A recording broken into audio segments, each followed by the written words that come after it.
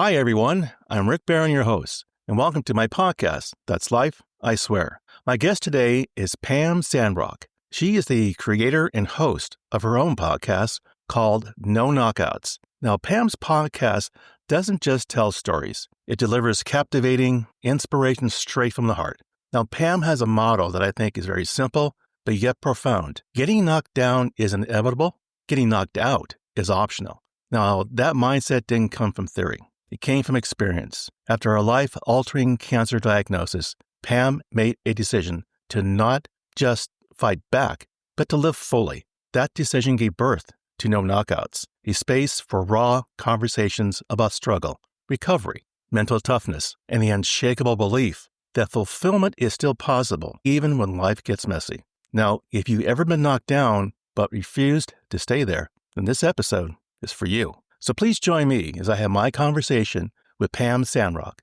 Pam, welcome to the show. Hi, Rick. Nice to talk to you today. What an introduction. I feel like an all-star. Very accurate, though. Very accurate. No, I think it's so true because I like I said earlier in our conversations, I went through your website. I've listened to all of your podcasts, by the way.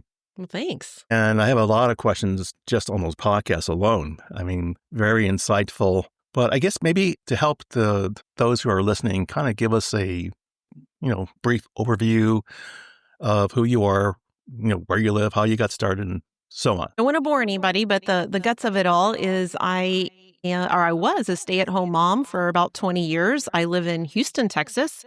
But I was born and raised in a small town, also in Texas. I'm sort of a small town girl living in a big city.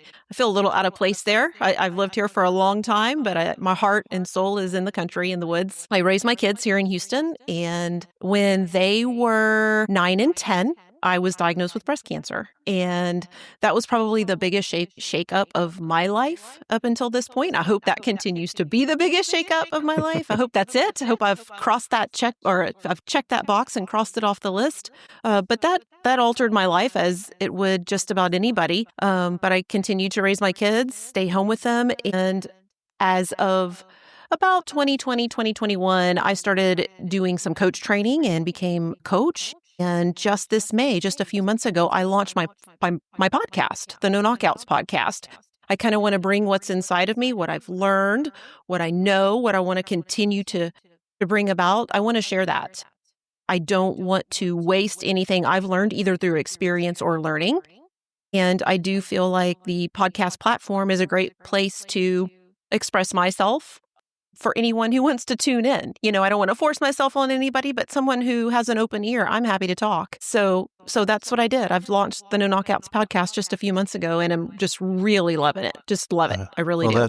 That's great. Well, that's kind of a good segue. I have listened to all of your podcasts, and every topic is different. Every topic has a different flow. And I think you've kind of alluded to it, but how do you come up with the topics that you want to talk about? I mean, do they all stem from your experience, or is it what you've heard from other people, what they went through?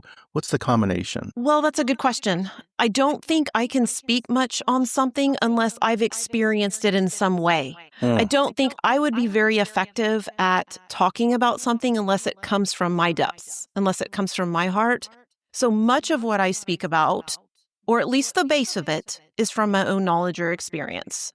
Now, I do throw in stories or knowledge or wisdom from other people, but I've also learned from them as well. So if I speak on something, I have to have some feeling or connection or attachment towards it for the base of the topic. Now, through the past few years, I have created a large list of topics. And so I'm not shy on things to talk about going forward. But up until this point, I've kind of started with things that are meaningful or deep to me right now, or I want to reflect back on, that I think someone might be wanting to hear.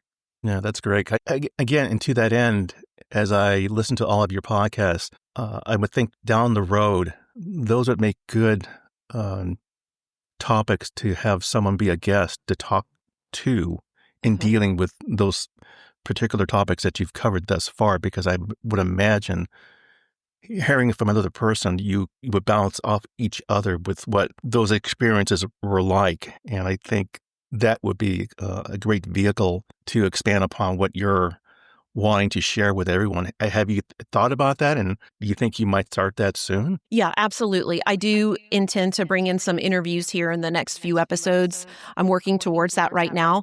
I've had some pre-conversations with people on things that we could talk about with other podcast hosts that we can do some swaps on. And one of the things that kind of is a theme is a lot of people want to talk about their own comeback story. They want to talk about their own setback to comeback story, whatever that is. Even if I don't ask them to do it, it kind of comes about in conversation. And I think it's therapeutic. I think people want to or need to talk about the things that hurt their soul or the things that bother them. I think it's therapeutic for people to let that out, thinking someone might benefit from this too. Right, because I've had similar situations where I've spoken to people, and then, as you called out, it just kind of popped into the conversation about their journeys in life. And one person, I had to ask the question, and I said, "You've gone from here to here. What have you learned about yourself?" And his comeback was, "You know what? No one ever has asked me that question." And he was a little bit stunned, and he didn't quite know what to say. And all of a sudden, it just came out. Mm-hmm. But the end result was that he learned to look fear straight in the face and not let it defeat him. Mm-hmm. He realized that the more he felt that he couldn't attempt to do something out of fear of failure, he realized, I can't do this anymore. And what he does today, he owns his own sailing business in the Caribbean. So he takes people out on tours. And he's always had a love for sailing. But when he went out there, he realized it's just me and the boat. And when you're an owner of a boat, you have to do everything. So he learned as he went, but as he was going through that exercise, he became so self-assured of himself. And he felt like, this fear factor that I've always had on my shoulder, it's gone. It's gone. So I think to some people kind of fall into it to overcome that fear. I mean, have you ever met someone like that in your journeys? Maybe not through your podcast, but maybe in life. Yeah, absolutely. The theme I pick up on is we all have setbacks and we all have comebacks. That's part of life. And a lot of times we keep them hidden. We just kind of tuck them away because we think they're gone. But when we get the chance to talk about them, I think we're proud of them. I think people are proud of what they overcome. Even if it just was miserable and horrible in the worst situation ever, if you overcome something, there's a sense of pride in that. Not only is it therapeutic to let it out, but it is empowering to take that situation and realize themselves that they've turned it into their own power, that they have overcome something, that they are no longer fearful of something that they once were, or whatever the emotion or obstacle was. They take that situation, regurgitate it, and then benefit themselves, and then let it out to others. Mm-hmm. So I do think that sharing internal struggle is healthy. Yeah, it is, because, again, going back to the person who I called out, he almost felt like a cleansing within himself. Absolutely. Yeah. And it's like, why didn't I do this years ago? So, I guess sometimes it takes a certain moment in life that just the porch light goes on and you realize it's not because, I have to do it. I want to do it. Yeah, I think years ago, when probably 3, 4, 5 years after my diagnosis, I saw a quote or read a quote, and I'm not going to remember it exactly, but it was something along the lines of, when you can talk about what hurt you without crying, you're healed. Right. When you can talk about it freely without falling back into that devastating emotional state, then you have already overcome. And I agree with that sentiment. I agree with that quote. I agree with, if you can't talk about something without falling back into the devastation or the pain or the hurt or whatever it is, then you're not healed. Mm-hmm. And I'm no psychologist or counselor in any way. I'm just speaking from my own experience. But when you can move past that and discuss it with someone, whether it be somebody you know or a complete stranger, you've overcome. Well, absolutely. I mean, and very quickly, I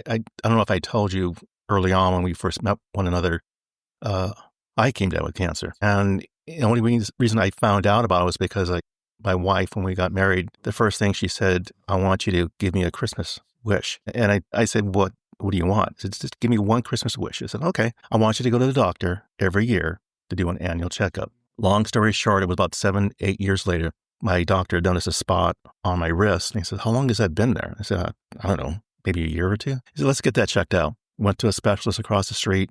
took a biopsy and said, I'll call you back tonight to see what I find. That's when he came back and he said, you have melanoma. And I just froze. And I had to come back to talk to two specialists. One gave me some more information about what the diagnosis was. And then she said, I want you now to talk to the doctor who's going to do the surgery. And I said, wait a minute, what do you mean surgery? And he says, he'll explain. So he came back and he looked at my wrist and he explained the nature of what was going to be involved. And he explained the options. And the first option was, depending upon how deep he goes, you could lose the feeling, say, in part of your hand. You could lose feeling in your entire hand. You could lose your feeling in your entire arm. And then he dropped the bomb. He said, you could lose your arm. God is my witness. I fell to the floor and I cried. Yeah. And he helped me up. And I said, I'm sorry. It just knocked me over, Yeah. But anyway, I got through it. But then I had to go back for a second surgery. A long story short, I recovered through it. And, my wife was with me all the way, And, she helped me get through it. But I realized I'm getting through this on my own as well. Nobody can help you in those depths. I know. Absolutely. They can care for you and love you to the end of the earth, but they can't pull you out of that hole. Yeah. Do you agree? I was there. Yeah. No, I mean, I had moments when I thought this isn't happening to me. Right. And then I realized what would have happened had I not made that simple wish to my wife. What if I had never met my wife? So, life will throw things at you that you don't see coming at you for various reasons. But I think, what you call out in your episodes, I think is so revealing to people to understand there are variations in your life that you're going to hit and you're going to be asking yourself, why me? But there's a way to get out of it. You just have to deal with that. Now, looking at your website, I was very taken by some of the free resources that you offer. And the one I did print out both of them. There's three of them, but I took out Declutter My Mind, and then the other one, things about a stay-at-home mom. And you actually filled this out, which I found very helpful. And you said, I surrounded myself with other awesome moms. And as I was reading through this, I was highlighting a lot of things, but I'm going to share one that really caught my eye. And you said, make mom friends who are not just like you. What does that mean? That just knocked me over. I don't know why. Before I stayed home, I worked in the corporate world. So I had lots of associations every day on the phone, in person. I talked to a lot of people. And then when you stay home, your world just gets real small. It's you and this little baby or babies, whenever it happens. And yeah, I've got my spouse and he goes to work and I see him at night or in the mornings, but your days are long and your world shrinks and you lose that adult interaction. And it's real tempting to make friends with people who think just like you and do it just like you, because that makes life easy. But I purposefully and intentionally tried to meet people who weren't like me to stretch me because I knew I was shrinking. I knew I was going into my home with my babies. And although I was learning a whole new role and learning how to be a mom and all those things, I had lost the outside world. I had lost my human interaction, my adult interaction, I guess. And I was being challenged before staying home with work challenges and people and all the interactions, and I lost all that. And so I felt like in order to keep myself growing, in order to keep myself challenged, in order to still grow my human person, I needed to be around people that were dynamic and not just like me. And so I intentionally interacted with people in mommy groups or mommy clubs or church or wherever I was to interact with people who weren't just like me, just so I could keep stretching and growing. So I didn't just settle into who I naturally was. I wanted to continue to evolve as a human, not just be a mom. I wanted to be more than that. That's interesting. To your point, too, that kind of brings up a story I have. For a while, we used to have 4th of July parties on our street. So people would come around and bring their food and we have a great time. And I saw this one individual, he kind of looked rather gruff. His exterior didn't really invite. He'd come over and talk to me. Mm-hmm. And he was sitting there, enjoying his hot dog and having a beer. I just went up to him, introduced myself, and we got to talking. And he said, you're the first person in this neighborhood who's ever taken the time to want to talk to me. And I said, well, how long have you been living here? And he said, about 3 months. And I said, well, where do you live? I said, I live around the block on a street called Annapolis. And he gave me his address. And I said, wait a minute, were your parents so-and-so? I said, yeah, I'm their son. When they passed away, they passed on the house to him. So I didn't realize he was my neighbor in my backyard. All those years.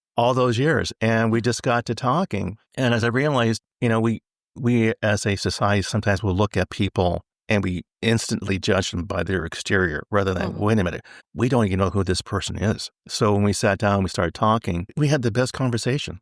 And I mean, obviously we're friends today, but I mean, what a coincidence, because I had no idea when that house went up for sale who moved in. And it just turned out that on that 4th of July, I met them. Yeah, I just think you never know who's going to come into your life. And if you have a closed mind and a closed heart, you're closing yourself off from your own growth in some instances. And so I think if we're intentional about expanding ourselves, then we'll continue to do that, as opposed to just you falling into your own comfort zone and stop growing. I like that. Your comfort zone. A lot of people, I think it's human nature. People will do that. It is. But yeah. In the episodes that you've done thus far, and I think you've done 19 already? I just published 18 yesterday. Yeah, Oh, 18 are okay. out there. Got it. Which of those episodes really struck a chord with you, and why? Well, they all do, because otherwise I wouldn't be doing them. You know, they all mean something to me. My most popular episode is the age one. You know, it is Embrace Your Age. And I had no idea it was going to be such a hit. It continues to grow every day. And my message is just simply to embrace your age, no matter what age and stage you are, because every year you get is a privilege. And you may be able to relate to this. When I was diagnosed and you face your own mortality, when you hear the word cancer, you automatically think, oh, I'm dying. I'm going to die. And although that wasn't true for me, I've lived and will continue to. You're still faced with thinking that way, at least for a little while. And it really changed the way I think about aging. A lot of people are intimidated about going gray or getting wrinkles or sagging skin or all of that. I say bring it on, because that means that means I've lived a long time. To me, that's a win. Bring on the later stages of life, because that means I live that long. And no, I don't want to purposefully age or anything like that, but I do welcome every year, because it is a privilege to get that. Some people don't get to live that long. I guess putting that message out there has struck a chord with people. So that probably wasn't the most impactful on me, but it's the most impactful so far on the public. Oh, I think it's so true, though, because I did listen to that podcast. And I think what struck me was, and I don't know if you called it out, I think we live in a world that tends to be very artificial in so many respects, that people, they go out of their way to try to keep their age a secret, that they'll go to many ends to make their face, firm and tight, color their hair. And I know I used to go to my barbershop, and the barber had asked me, would you like to have your hair colored? I said, well, why? No, it's just she thought you'd bring it up. I said, no, I'm okay with it. I like what I have, But I think sometimes people just have a tendency to not understand that, you can put on the fake facade, but sooner or later, it is what it is. Right. Accept it, and embrace it. And I think that's my message, is instead of fighting what's already natural, celebrate what you get. Celebrate each year, because you do get it. Because some people don't get to live that long. And it is truly a privilege. And when you can embrace aging as opposed to fear it or worry, it really changes your whole perspective on life. It feels like a big funnel is in front of you, as opposed to this like falling down into a tunnel. It opens up life as opposed to it shrinking and getting smaller, thinking you only have a few good years left, or there's not that much time left. I think if you fully live each year of your life, I'm currently 48. If I am fully 48 and not fall back and think about, oh, I wish I would have done this when I was 40. I wish I would have done this. That's spending time in the past. And if I say, oh, I hope I get to do this when I'm 55, that's spending time in the future. I do think you should plan, but you need to live in the present and fully develop that year that you're in. So when the next one comes, you're like, all right, that was a good one. What are we going to do now? Yeah, I kind of take that approach, because, I'm 75 now. In about 2 weeks, I'm going to be 76. And it doesn't really hit me anymore like I used to think about it. I know when my wife gave me a surprise birthday party for my 75th birthday last year, she went all out to decorate the house, and she had all these banners. And he said, oh, I want you to see this one banner over the fireplace. So I walked in there with her, and it said, happy 75th birthday. I looked at that, and all of a sudden it just hit me. And like, my God, in the blink of an eye, Yeah. your life goes much faster than you realize. And I thought, I've said this to myself before, I'm going to keep living life as intensely as I can when I can. And I think like getting into podcasting has really been a lift for me. And I've met so many people in my interviewing episodes, including you. And I mean that sincerely. Thank you. That you learn from others so much that you begin to realize you don't know as much as you think you know. So I find that extremely helpful. A bite on a word you said. Intensity. You said intensely, but intensity is its own reward. Working at something with intensity, you feel something after that. You feel a little bit more powerful. You feel strength. And I think a lot of people get to a certain stage of life, and I'm not there, but I've seen it happen where they just coast. They just kind of pull the plug and now it's time to coast. And while I want to do that, I also want to have intensity. And so I kind of think I want to cycle. I want to cycle intensity and cycle a breath, take a breath, breathe, relax, come back stronger sort of feeling. But I think intensity is key as we move forward. And it's a chosen intensity, not the kind where you have to be intense. Right. Like, there's a difference there. When it's forced upon you, it doesn't feel good. But when you can choose your intensity, like you've done with your podcast, I think that's a true win. It is. I dove into it without realizing what I was getting into. And my wife was the one who encouraged me to do it. And that came about because she says, I know how much you love to research, how much you love to read. And she'll back me up. You will never see me without a book in my hand. I love to read. But I get a lot of, not support, but inspiration from my wife. We've been married now, 31 years. And every year I always learn something from her. And she is someone who doesn't sit still. She is always doing something. And she's not afraid to tackle anything. For instance, many years ago, we had these old cabinets in our garage, and I'm here reading a book, and all of a sudden I hear this pounding. What is going on out there? So I went out there and I said, what are you doing? I said, well, you said you wanted to take these down. I said, I'm doing it for you. And without thinking, I took the hammer out of her hand. I will never forget the look on her face. It was a look of disappointment, a look of, you don't think I can do this. Look, let me tell you, I was in a doghouse for a while. I mean, she didn't say anything. She was a little bit upset with me, but I lived with that guilt for about a week or two. You still do, Rick. You still do. I do. I'm not, my wife means she's my breath. I got to tell you, But I gave her back the hammer. I apologized. And she did a darn good job. But she's someone who can tackle anything. And she has the mindset, if she can't do it, she'll analyze it, she'll figure it out, and she does it. And from what I've seen with her in my life with her, I've learned so much about what I can do. All I have to do is just test the boundaries and just go for it. So to that end, I think you allowed her to grow. So whether she could do it or she couldn't, she took on the challenge to do it. And I think when we feel like we've growth and overcome something, we feel more capable because we realize our capabilities, and that feels good. When you feel squashed or someone says you can't or you won't or whatever, that doesn't feel good. It feels shrinking. It feels minimizing.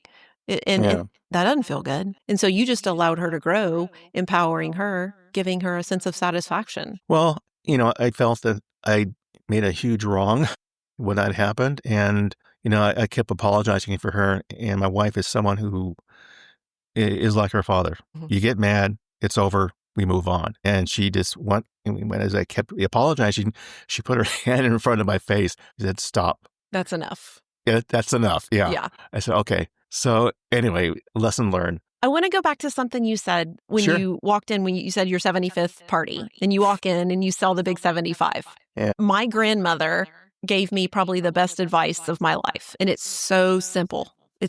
And you sparked it in me. My grandmother is still alive, and I'm fortunate enough to have grown up with all four of my grandparents and played a big part in my life. Wow. So I feel very blessed with that.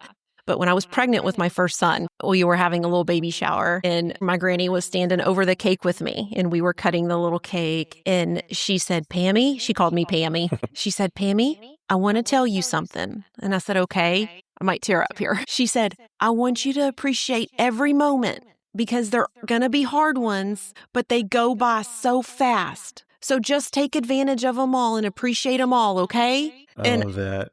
I'll never, ever forget it. It wasn't this profound moment, but it was to me in my heart. It sunk in. And when my oldest was I don't know, maybe 6 months old or somewhere in there, little baby still, I remember calling her just crying. And I said, Granny, I'm exhausted. He won't stop crying. He's always hungry. I'm just so tired. I can't get enough sleep. And she said the same thing. Pammy, this is going to pass. Just hold on, because one day these days are going to be gone. Just like that, they're going to be gone. So just appreciate the cries too. Yeah. I will never, ever forget that. And those 2 times at the baby shower and then when I called her and she said, just appreciate every moment, that's really changed my life. I intentionally try to appreciate and absorb moments. Even when they're hard, I don't like it.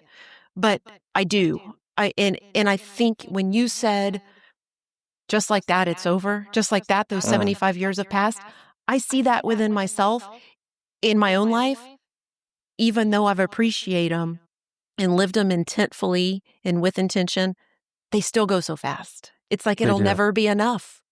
Even though I've lived them fully with that advice, it's like it's just not enough. That's true. I mean, in your podcast, you talk about some of the episodes, and they're inspirational. And I got that from my father because he gave me a lot of inspiration about how to tackle life. He came from a big family. It was during the Depression, and they all had to work to bring money into the family. And he wasn't even able to finish junior high school, let alone high school. Long story short, he moved into the Silicon Valley. He got on with a construction company, and that's how he started his life in construction. And he had this shovel that I remember as a kid, and he had that with him throughout his entire time working for that construction company. Then he retired, and he just got bored. He couldn't sit at home. It's like, I have to do something. So he met this Japanese gardener, and he employed him and taught him the tricks of the trade. And that's when he started his own business. And he still had that shovel. And long story short, he and my mother came over to have dinner with my wife and I. And my dad and I were sitting on the porch talking. And I don't know what prompted him to say this. He says, when I pass away, I really don't have much to leave you. And I said, I wasn't expecting anything, Dad. And as soon as I said that, he said, you know what? There is one thing I want from you. He said, what is it? I want your shovel. He said, what do you want my shovel? I said, I'll explain it to you when you bring it to me. Next day, he brought it. It was still a little dirty. Took it into the garage and I cleaned it in the wash basin. And he said, well, why did you want my shovel? I said, because of what it represents to me. You did so much for us to work so hard to get through college and everything else. But in addition, the values you ingrained in us. I say us because I'm a twin. Mm-hmm. Okay. And I said, I'll never forget that. And I said, I think this shovel is so representative of what was your tool to get us there. And he just came up and he hugged me. Wow. Yeah. So anyway, that's good. I have the shovel hanging in what we call our man cave in the garage. Yeah, it's so symbolic, but it's got years worth of blood, sweat, and tears in that shovel. Oh, yeah. Yeah. Because I tell other people the same story, and they're just amazed when they see the shovel. And you could see that the blade is so kind of outlined. It's very used. Yes, absolutely. So, but that's a beautiful story. Thank you. Yeah. But I think, again, your stories, I think, call that out to people to have them understand there is beauty in life. We're all going to get knocked down, whether you like it or not. It's whether you decide to get on your knees, brace yourself with your hands to get up again. Right. And stick to it. And we get knocked down. Getting knocked down is part of life. It doesn't matter if your Wi-Fi goes out or your sink has a leak or you get diagnosed or you go through a divorce. It's just all part of life. And I think if you can embrace taking the good with the bad, and really that's two-sided. I kind of think of it as a number line. Sometimes you're on this side, the really good side, and sometimes you're on this side, the not so good side. And you spend a lot of time in the middle, some of that never land or the no man's land where you're like, I'm not sure if this is good or bad, But we fluctuate on that number line. We go back and forth. We don't just stay stagnant. It's constantly moving. It's dynamic. And I think if we can embrace just going and saying, I'm just somewhere on this number line today or this moment, and I'm going to try to go up. I'm going to try to go to the better side right now. Right. But I do think that if you can say when the bad times do come, you can say, crap, it's just my turn now. We all get a turn at the negatives, at the hard stuff. Right. It can be like, just gosh darn it, it's my turn. I didn't want this. I didn't expect it. Didn't plan for it, but I guess it's my turn and I'm just going to have to deal with it. Yeah. And my wife will sometimes remind me of some of the bad moments we had. She'll tell me, remember when this happened and you used to get upset about it? Oh, how are we going to get through this? And she says, look, here we are 31 years later. Yeah. You're going to live through it. Yeah, you're going to live through it. I think one of the mindset changes that I've had in the more recent years that I did not have when I was diagnosed, I have it now. And it's when something happens, if I can quietly ask myself, what is this trying to teach me? That really makes a difference. And things don't hurt us. Things don't hurt us unless there's lessons to be learned in it. If we were perfect and things were easy, it wouldn't bother us so much. And so that's something that I have adopted or adapted to is asking myself, what can I learn from this? Or what in this experience is trying to teach me something? And honestly, that got me through some of my hardest days during my cancer time. I remember sitting in my husband's car. He was driving me to a doctor's appointment and it was raining or misting out and the skies were gray. And I remember saying to him, just crying my eyes out, really, honestly. This was in the early times. And I said, everything is just so gray. I just see the world differently now. There's no color. Everything is gray. And he comforted me and said, you're going to see light again. You're going to see it. Things are going to pass. It's going to get better. But I couldn't see it at that time. I couldn't see the color of life. Everything was just muted and grayed out. And through time, as time went on, I had to intentionally look for the color of life. I had to intentionally find the good in the days because my mindset was so bad. I was so devastated. I was so low. I was such a victim in my own mind at that time. And I didn't really have the tools and didn't know how to pull myself out of it. But intentionally finding the good really builds momentum. And if you can find the good and build upon that, your days just get brighter. Absolutely. Now, you said you took coaching courses, I guess, to do what you're doing today. Yeah. Now, was that something you had planned to do, or was that something after you got over the hurdle of cancer? I kind of think of that as a God-given thing because I had not planned that at all. It just kind of came to me. And when I realized that sort of thing existed, I just moved towards it more and more. And I think the way I came to it is I call myself healed. I had already overcome much of my own devastation in my own mind, but I was still longing for more. I would journal, I would make notes, and wanted to do something with this wisdom or knowledge or experience that I had. I felt like I was wasting it by not sharing it or helping others. And I have a degree, a 4-year degree from Texas A&M in biomedical science. But I went into school studying psychology, and I changed my major to biomedical science. And I always kind of fell back on psychology. I'm like, I still like that. I still like the psychological part of life. And so I started doing some digging. I was like, psychology degrees and looking at that, just figuring out what could I do with that passion inside of me that I never really developed. And somehow one thing led to another and I discovered coaching and just pursued that route and realized, okay, this is a thing here. It's not taking you back to therapy, it's moving you forward from wherever you are.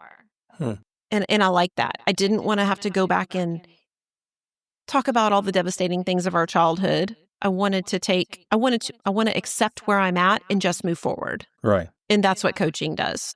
And I wanted to pursue that. So I feel like God kind of planted that in me, and it wasn't this long-term plan. It's just something that developed through the years. Yeah, I kind of see that too in these resources that you had on your website. And the one in particular was Declutter My Mind, and you have examples of how to fill in the blanks, so to speak. And just going through this, I just realized this wasn't just slapped together. This is someone who knows what they're talking about. Is that stem from your education at Texas A&M? No, I wouldn't say directly. I mean, indirectly, yes. I think that came more from my own experience because my mind was so cluttered. I had to figure out what to do with it. And so some of that is my own practice and experience, and some of it I did learn through coaching trainings. But some of the science or background behind it I am familiar with, but I wouldn't attribute it to my undergrad. I think it stems more from my own personal experience and having to overcome what was going on in my mind. I knew my mind was noisy It was noisy and it was loud and it was cluttered, and I needed to clean it up. And so I feel like I don't always know how to do it, but I can get myself there faster now than I ever could. And I feel like I can help other people do the same. I have to guess your husband and your sons are extremely proud of what you've started thus far. I hope so. I hope so. I don't run around trying to coach them because I don't think they'd like that very much if I just walked around telling them what to do and how to do it and how to think and what to say. Yeah. I kind of let them be, but I do kind of from the backside help things along sometimes. Well, I think they should also understand that, just the podcasting side of it, it involves a lot of work. And you have to really, at least for me, I have a real passion for it. And I love writing. I love reading. So I don't see it as a chore. And I always find that by going through my research, I'll accidentally find something else like, that would make a great story. So I start writing on that. But, I just think that to each their own, what they will want to do for their own podcast. But again, I think it's something that I find it enjoyable. I think if you have a passion for it, you don't look at it as No, it's not work. I think it's a creative outlet. When I was growing up, I would have never thought of myself as creative in any way. In fact, I tell people I can barely cut a straight line and I can't color in the lines. That, painting or drawing or anything like that, that is not something anybody's going to ever ask me to do. Or sing or play a musical instrument. So I would have never thought of myself as an artist or a creative type. But what I have realized is I actually am. It's just in the podcast form.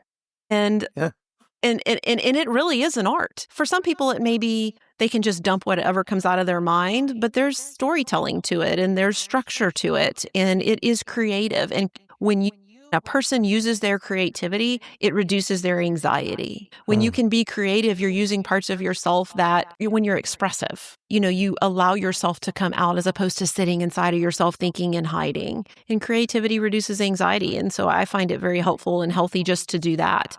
Now, every week, I don't want to go sit down and write an episode or lay it all out because sometimes it does feel heavy. And I'm assuming you feel that way too, right? Oh, yes. Here it comes again. I got to do it again.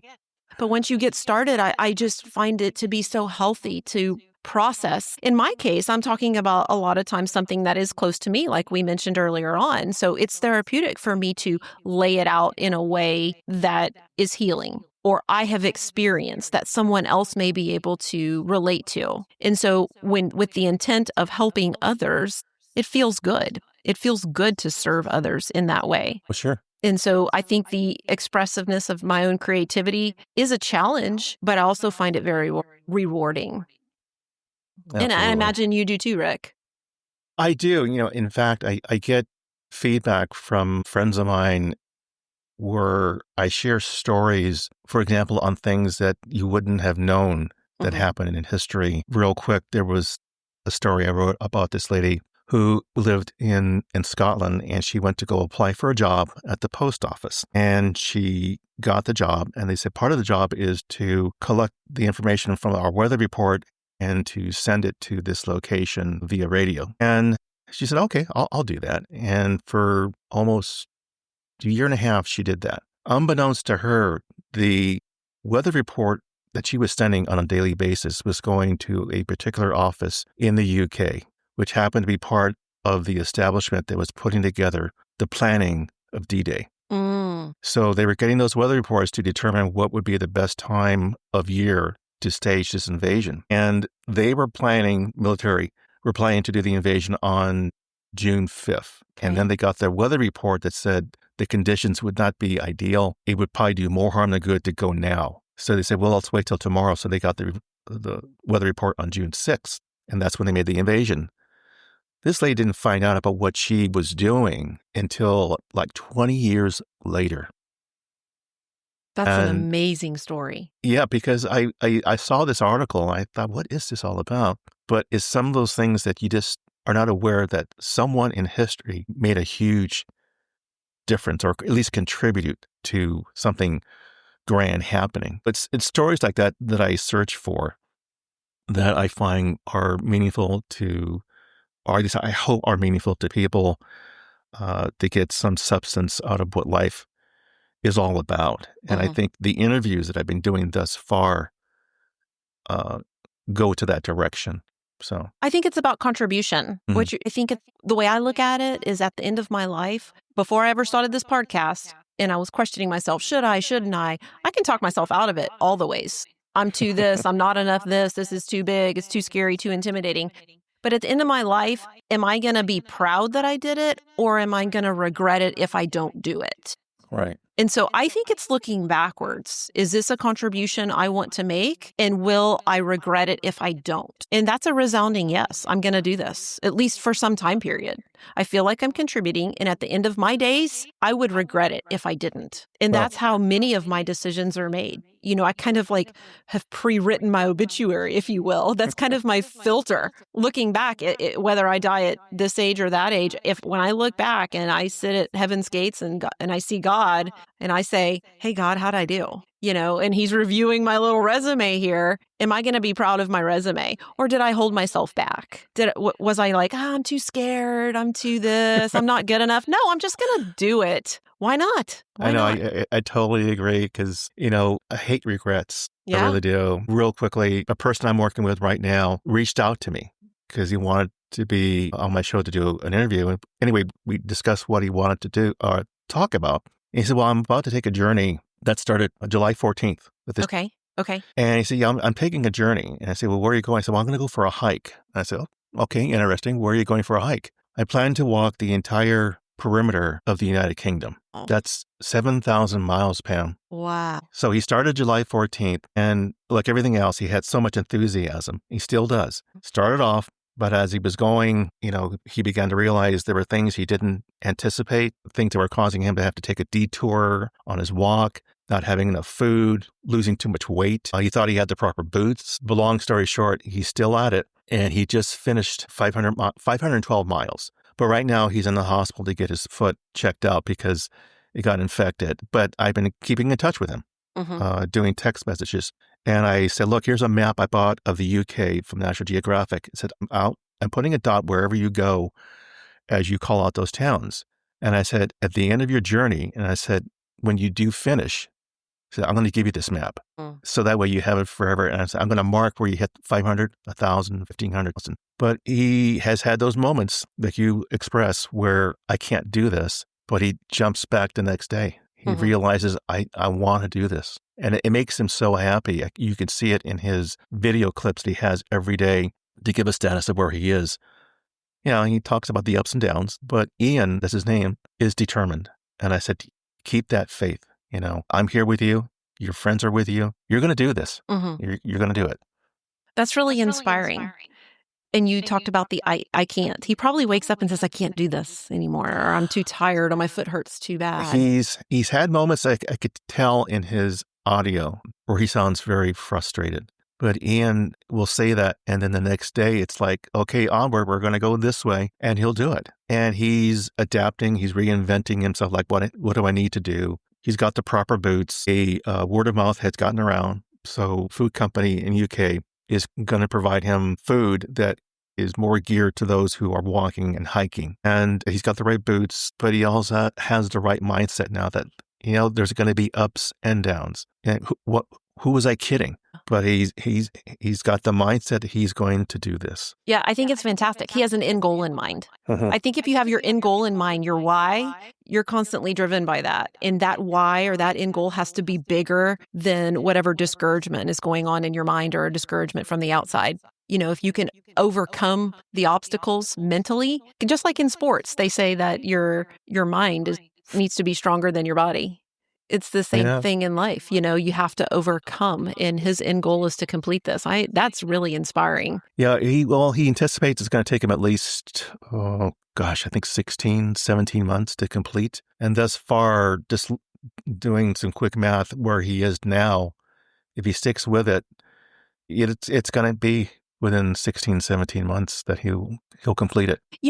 I think that this is interesting because I wonder what fulfillment he's getting out of this. What is this? Because fulfillment doesn't just come. We have to create it. We have to experience things, but there's going to be fulfillment in this. What's his driver? I don't have a good answer for that.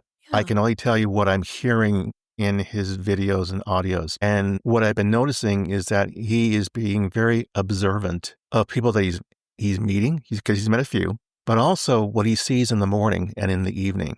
He says, taking the time to appreciate a sunset or a sunrise. He has said that several times. And just watching, one time, he actually got a little teary-eyed when he was saying that. I think he's realizing there's so much to appreciate in your life that we overlook it because we take it for granted. Yeah, we're distracted by life that we can't see it or realize it. Yeah. I mean, I think our bills, like I said, the broken faucet, the roof leak, that distracts us from the sunset. Because whatever's pulling in our attention, we focus on the negative. We focus on the things that need fixed or the things that are bothering us. And that blocks out the beauty. That blocks out the smiles. No, absolutely. And so he has his now hurt foot is stopping him right now, but he's overcoming that. He's going to overcome that to get back to the sunsets and the sunrises. Yeah, and he realized, he had the wherewithal to I forget where he was, that someone helped him get to a hospital to get his foot checked out. It wasn't one of those things, well, it'll fix itself, He said, in his mind, let's be sensible about this, otherwise I won't make it. So that's where he is today, but hopefully he's going to be off another day or two, and then he'll start up again. That's fantastic. I'm going to have to follow this guy. You're going to have to send me his information, and I'll keep up with him. I'll send you the link to his Instagram account. Okay, do that way you'll get all of the videos. Yeah, do that. So with your podcasts and your writings, are you ever planning to do speeches in front of a crowd of people, or? I think of that all the time. I do think I want to do that, but I don't feel like I'm there just yet. At this point in time, I feel like God's going to put me where he wants me to be, and he's going to bring me opportunities I think that are meant for me. And I don't have any opportunities in front of me to do that right now, nor have I sought any out. Am I open to it? Absolutely. I think it'd be great. I think I have a message people would want to hear. What I am called to, though, that keeps coming back and it just won't be quiet, is a book. So I'm going to sit one day real silent and really ponder that. It just keeps popping back, and things are popping up in my feeds and in my emails now that says, oh my gosh, maybe I should do this. Maybe I should write a book. So I'm going to explore that a little bit. But I do think I do want to get on stage, but it's not something I'm pursuing right now. I think it sounds fun. I think it sounds like an adventure of its own, and that would contribute to my growth, and I could help others, whoever my listeners are. It sounds like a blast.